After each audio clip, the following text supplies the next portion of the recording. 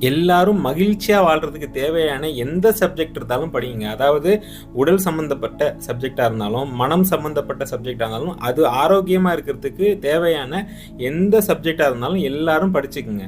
பணம் சம்பாதிக்கிறதுக்காக அத வச்சுக்காதீங்க. எல்லாரும் தெரிஞ்சு அடுத்த ஜெனரேஷனும் நல்லா இருக்கிறதுக்காக இத தெரிஞ்சு வச்சுக்கலாம். நல்ல விஷயம் தானே. அதுலயும் இந்த வாஸ்துங்கிறது ரொம்ப ரொம்ப சிம்பிள்ங்க. அது வந்து என்னன்னா புவியியல் சார்ந்து நீங்க புவியியல் படிப்பு இருக்குல்லங்க, இந்த உலகம் பிளானட்லாம் படிக்கிறோம்ல, பிரபஞ்சம்னா அந்த மேல இருக்கிற எல்லா பிளானட்டும் அதோட தன்மை என்ன, அந்த பஞ்சபூதங்களோட தன்மை என்ன, அதை பற்றி படித்த ஒருத்தர், அதை நம்மளோட முன்னோர்கள் வந்து அதை நல்லா படித்து அனுபவ கல்வியை எடுத்து அதை நல்லா நோட் பண்ணிக்கிட்டு கொடுத்த ஒரு சிலபஸ் தாங்க அது, வேற ஒன்றுமே இல்லை. விவசாயத்துலேயும் இந்த வாஸ்துலையும் அதை தான் ஃபாலோ பண்ணுறாங்க. சரிங்களா? அதை வந்து நம்ம மறந்துடக்கூடாது.